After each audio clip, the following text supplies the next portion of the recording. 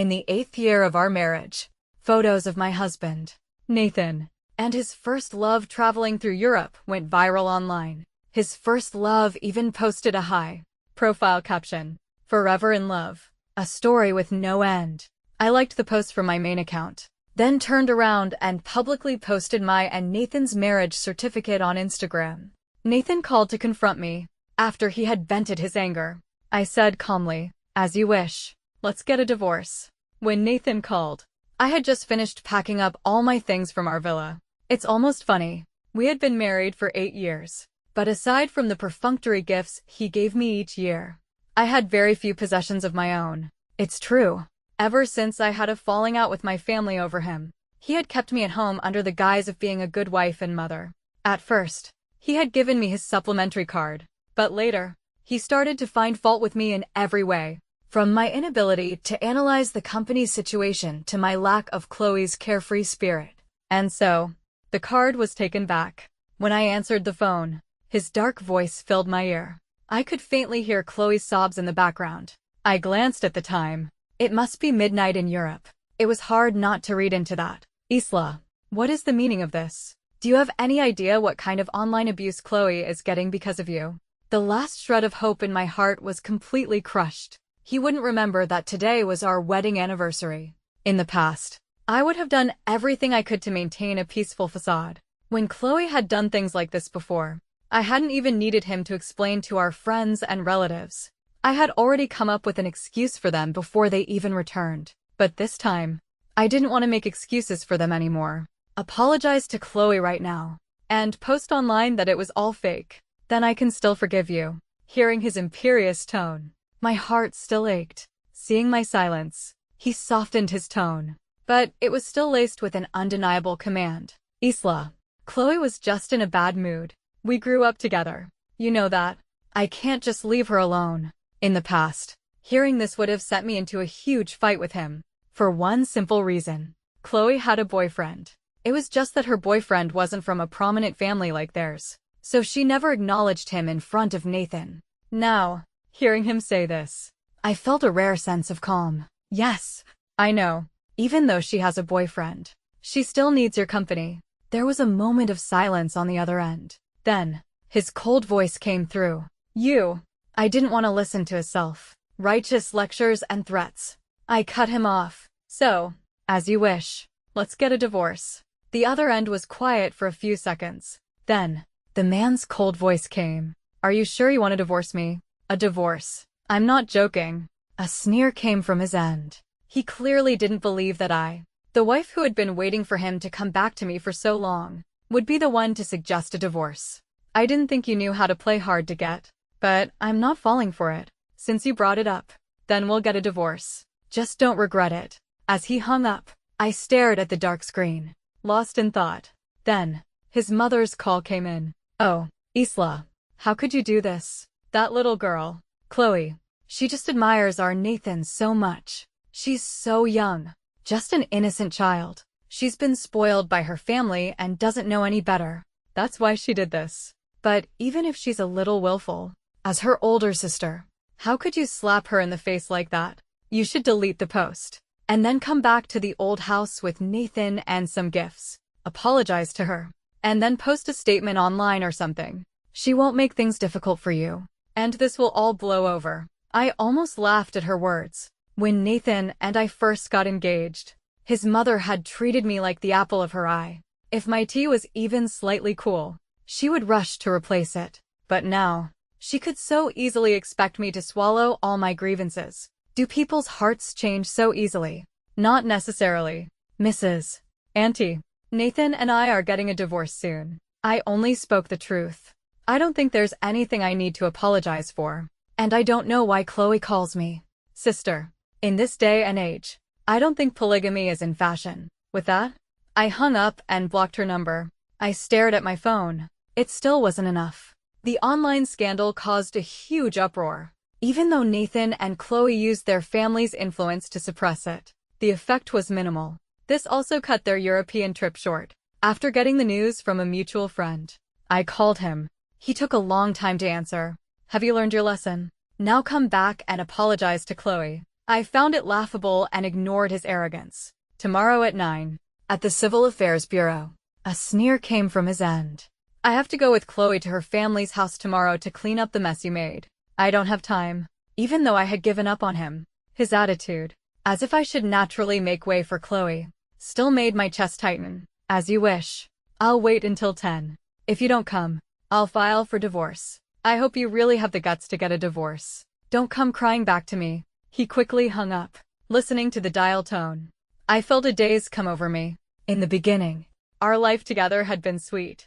But as we went through more, I gradually saw the flaws in his character. Cold, unfaithful, self-righteous. Time, in the end, had changed everything. The next morning, I waited for him at the entrance of the Civil Affairs Bureau. Half an hour, 2 hours, until the scorching sun was directly overhead. I knew he wasn't coming. I wiped the sweat from my brow, turned, and contacted a family member I hadn't spoken to in a long time. The moment the call connected, something seemed to flash by. Dad. Before I could say anything, my father's clear, strong voice came through. If you regret it, just come back. Mom and Dad will always be behind you.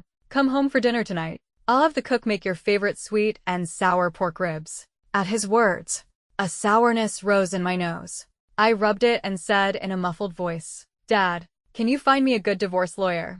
My father grumbled a little, but then immediately sent me a contact card. I added the lawyer and briefly explained my situation. He said it was a bit complicated and that it would be best to meet in person. I thought for a moment and set the meeting for 3 days later, just as I had confirmed with the lawyer. An annoying voice came from behind. Well, sister-in-law, what are you doing here? It was Nathan's best friend, Liam. When we first got together, he had often covered for Nathan and Chloe. After I exposed them once, our relationship became very strained. He had even, while drunk, told me to my face that Nathan and Chloe were meant to be together forever. At the time, Nathan hadn't defended me at all. He had just smiled and tried to pass it off with a lighthearted, "He's drunk." We had a huge fight that time. He had blurted out, "Look at you now. You're like a shrew. Why can't you learn to be as innocent and kind as Chloe?" His explanation was that he had spoken out of turn because he was drunk. I, on the other hand, believed that a drunk man's words are a sober man's thoughts. What is it? Our relationship was not good. I didn't think we were at the point of making small talk on the street. He had his arm around a beautiful, curvy woman on each side and was grinning at me. Sister-in-law, why argue with Nathan at the family home today? I didn't look up and said slowly, waiting for him to come and get a divorce. Liam froze. Then, as if in disbelief, he stared at me, still laughing. No way. Sister-in-law, Nathan and Chloe are just friends. You're taking this a bit too far. I nodded, not wanting to say more. Then I wish your future lover has a few. Just friends like that. Liam's face stiffened. I ignored him and got into my car. The cool air instantly soothed my frustration. There were several unread messages on my phone, all from a group chat with friends I had once been close to. Nathan and Chloe had gone back to the family home together. In the photo, Chloe was smiling serenely, and he was looking down at the top of her head with a soft smile. My marriage to him was an arranged one. But surprisingly, we had gotten along well. I had even, eventually, fallen in love with him. When his family's company was in financial trouble, I had, without hesitation, used my own money to bail them out. At that time, he had held me, his eyes full of emotion and ambition. He said he would make the company bigger and stronger, that he would make me the most envied Mrs. Sterling. At that time, his parents were also very gentle with me. When my brother had warned me that they might have ulterior motives, I had dismissed it. But now that I had lost the protection of my parents, now that they knew I loved him, my life had turned upside down. He started coming home later and later, his business dinners more and more frequent. Gossip about him would often reach my ears. His parents treated me with cold indifference, and after Chloe returned, they treated me even worse. Suddenly, my phone buzzed. It was him. "Chloe is running a fever. We'll talk about the divorce tomorrow." I thought of the picture of the two of them, a perfect couple, and couldn't help but feel a sense of irony. How long had this illusion of happiness been my reality? Now that I saw his true colors, I couldn't be bothered to play along anymore. I drove straight back to my family's home. My family had been sharp enough to pull out of their business when they first sensed trouble. If I hadn't been so blinded by so-called love and given him all my assets, my family's company might be even more successful today. I got home early, but everyone was already there, sitting on the sofa, waiting for me, seeing me. My mother's eyes instantly reddened. After hearing the whole story, my father slammed his hand on the table. That boy has gone too far. My brother calmed my father down, then looked at me. Isla, I know you have a plan. What do you want to do? I looked up, my gaze firm. I want a divorce. But before the divorce, I'm going to collect some interest from them. The 8 years I was married to him, the hard cash I had invested, the 8 years of my youth and love, the years of tolerance and grievance. He would have to repay me for every single bit of it. With my family's help behind the scenes, the scandal that had just died down was reignited. I posted the recording of the phone calls from him and his mother, along with the pictures of them returning to the family home together. Mistress. Cheating. High society. Each was a juicy enough tidbit to attract attention. In less than half a day, the news was everywhere, and their stock price plummeted again. They officially posted evidence of their childhood friendship, their words full of accusations of my unreasonableness, and claims that they were innocent, just very good friends. Public opinion shifted. Many people actually started to believe they were just friends. Some even said, they're a wealthy family. Isn't it normal for a CEO to have a few female confidants? I ignored all of it.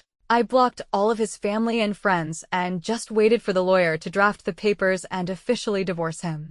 That financial crisis years ago, if it hadn't been for me, their family business would not exist today. When we divorce, the interest I am owed, I would rather donate it all to charity than let him have it for free. Even though their lawyer kept insisting that my demand for 70% of their assets was unreasonable, I didn't care.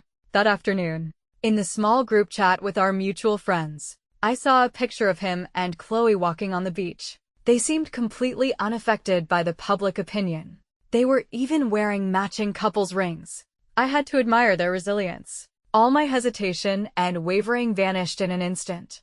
Less than 2 minutes after the photo was posted, my former best friend, Evelyn, shared it online. May everyone who thinks this is just friends have a partner with a few just friends like this. Evelyn's family was also very wealthy. She and Chloe had been at odds since they were children, and most of her family's assets were overseas. Even if they wanted to cause trouble for her, they couldn't. So she had no fear in openly attacking the two of them. Besides, they had their own hands full right now. The lawyer my father recommended was very efficient. Before the public opinion reached its peak, he had already filed a lawsuit against Nathan. At that moment, he was staring at me with a look of disbelief, as if he couldn't believe that I, who had always been so tolerant of him, would be so ruthless this time. That day, just as his car was about to reach the family home, he suddenly changed his mind.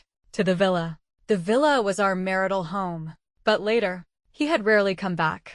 The driver immediately turned the car around. Soon, they were at the villa. He entered and saw that the house was spotless. A wave of frustration washed over him. He looked around and confirmed that all my things were gone. Some of the things he had given me were scattered in the walk-in closet, a clear sign that their former owner didn't value them much. He felt a tightness in his chest. He still couldn't believe that I really wanted to divorce him. When he first started having affairs, I had caused a scene. I had threatened him with divorce and leaving home. But he, confident in my deep love for him, had simply let me be. After making sure I was safe, he had continued to drink with his models and flirt with his female assistants. And in less than a week, I would always come back, meek and submissive. He couldn't understand why I was so ruthless this time. Was it because of the wedding anniversary? No, they hadn't celebrated it together since the 3rd year. After much thought, he still attributed it to my jealousy. Chloe, seeing the public opinion was mostly against her, was also getting anxious. A pampered young lady like her cared about nothing but 2 things: men and her reputation. Now, she hadn't completely secured a man as good as him, and she was being branded a mistress. Even her family was being affected. seeing the open and veiled mockery from the other young masters and ladies in their circle. She was desperate to change things. She thought of her low-profile boyfriend, but she didn't know that her boyfriend had already been turned by me. No man can tolerate his girlfriend having constant ambiguous relationships with other men, unless he doesn't care about you, or he has other motives. And her boyfriend clearly belonged to the latter category. He was the younger son of a third-rate wealthy family. Inheriting the family business was out of the question, and he didn't want to have to beg his brother and parents for money every day. So he had set his sights on the beautiful and wealthy young ladies of high society. But her and Nathan's blatant behavior had wounded his pride. She was being looked down upon, but she had her family and the ambiguous support of Nathan's family to back her up. He, on the other hand, had nothing. Her actions had made it impossible for him to hold his head high. The moment I approached him, he had readily agreed. Her family held a press conference. In the middle of it, they announced her engagement. Everyone. The rumors about my daughter and the Sterling boy are completely baseless. The trip to Europe that has caused such a stir. They were not alone. Andrew was with them. After her father finished, he gave them a look. Chloe linked her arm through her fiancé's, Andrew's. Her smile gentle, but her tone unyielding. That's right. If there are any more rumors, my fiancé and I will sue. Andrew took the microphone, a sneer on his face as he looked at the reporters. Everyone.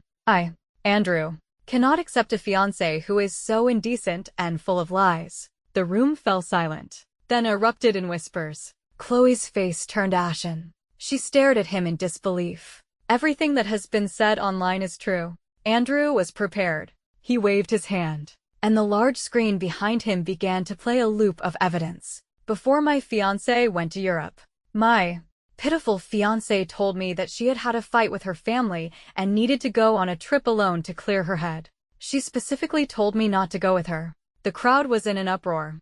Andrew's voice was relentless. He explained the context of every piece of evidence with clear, logical reasoning. Chloe had never seen such a scene before. She was stunned. Her father wanted to intervene, but seeing that his own men couldn't even get close to Andrew, he knew what was happening. Andrew didn't have this kind of power.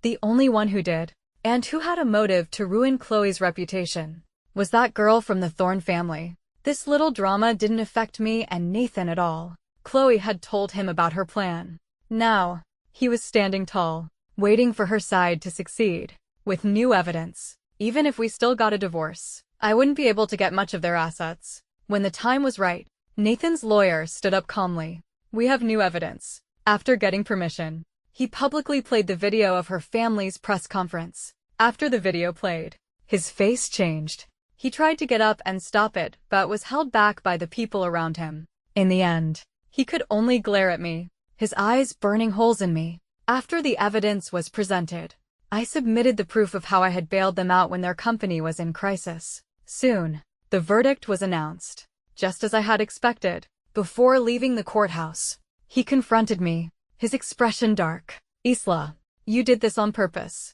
I didn't want to deal with him anymore. Since he said so, I just nodded, my expression as calm as ever. Think what you will. Isla. Nathan's eyes were blazing. We were married. You gave that money willingly. And now you're taking 70% of my family's assets. Have you no decency? Before I could speak, my brother pulled me behind him, a smirk on his face as he looked at Nathan. And your decency, Mr. Sterling. Was it left in Europe with Miss Chloe?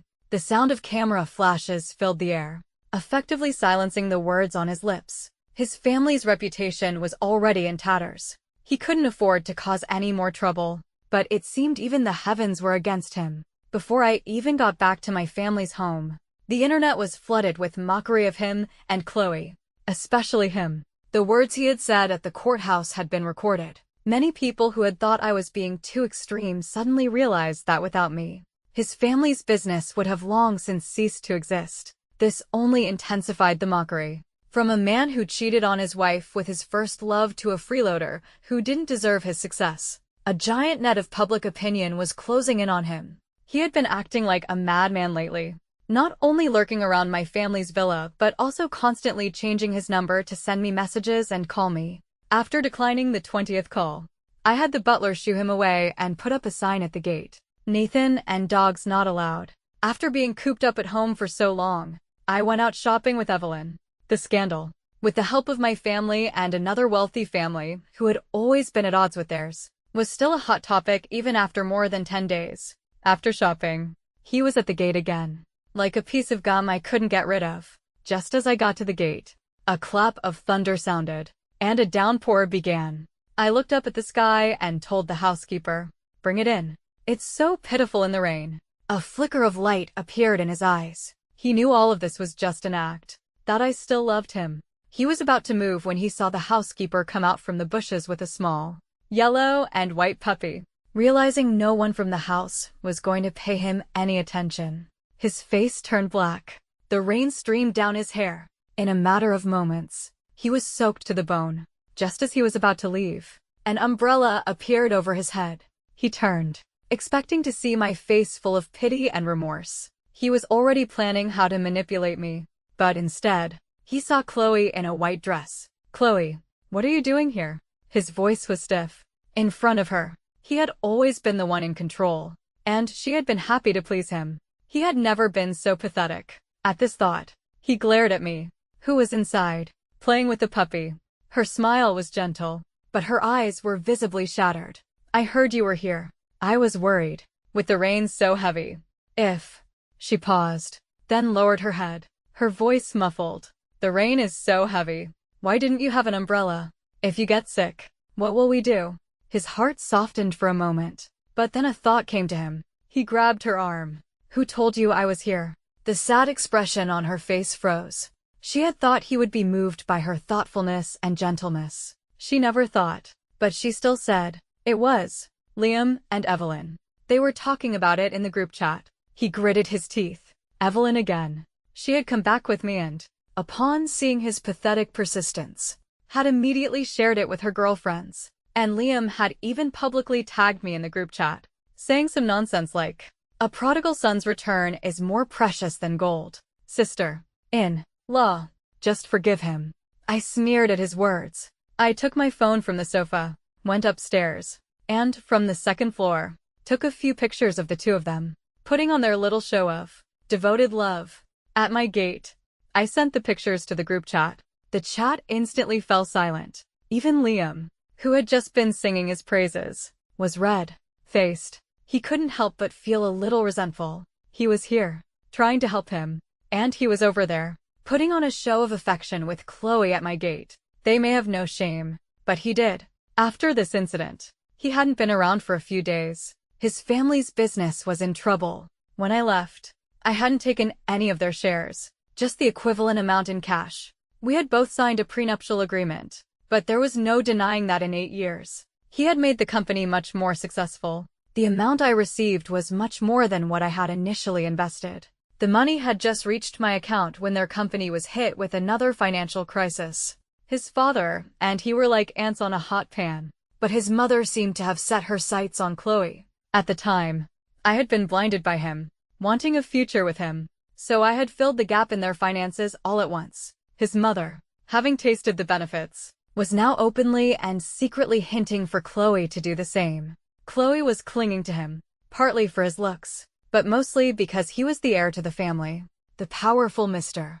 Sterling who could stir up a storm in the capital. And even if she wanted to put on a show of solidarity, her assets were a drop in the bucket for them, and she had no intention of emptying her family's coffers to help them. She was not his wife yet, and with my example right in front of her, she and her family were not about to follow in my footsteps. None of this had anything to do with me. After a few days of rest at home, I returned to my old position at my family's company, but I never expected to be cornered by Chloe in the parking lot after work. "What is it?"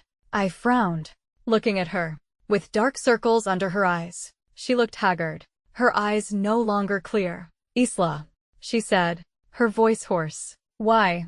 I felt something was wrong and secretly dialed my brother's number. "Why? Why did you have to divorce him? Why did you have to take their money? Why?" She suddenly glared at me, her whole body agitated. "Because if it weren't for me back then, there would be no them today. I wasted so much on him. Do you really think I'm some kind of benevolent saint, doing charity?" I looked at her, the disdain in my eyes stinging her. "I am a businesswoman, Miss Chloe, weighing the pros and cons, cutting my losses. This is what I should do. Her hands, hanging at her sides, were clenched tightly, as if in defiance. Without you, I would be Mrs. Sterling. I would have half of everything. I found it laughable. I crossed my arms and just watched her. Suddenly, she lunged at me like a madwoman. I sidestepped her and then pinned her to the ground. Isla, seeing my mocking smile, she suddenly remembered that before I had married him, I had studied martial arts for 10 years. Soon, the police and my brother arrived.